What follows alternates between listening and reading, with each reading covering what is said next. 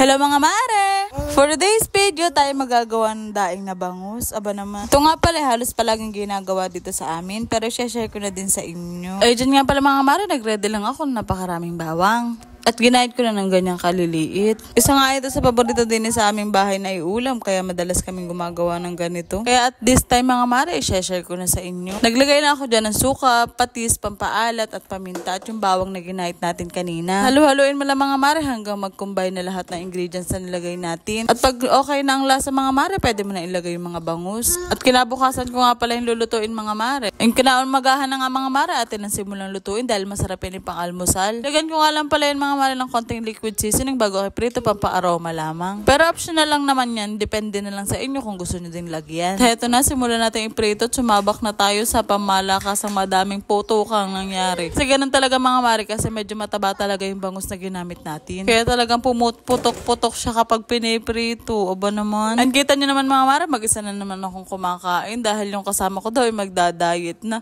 Ala, wala naman atang forever mga mare, kahit yung kasama kong kumain ay iniwan na din ako. Ala, si OA. Kidding aside lang mga mare, ng mga panahon yan ay tulog pa siya.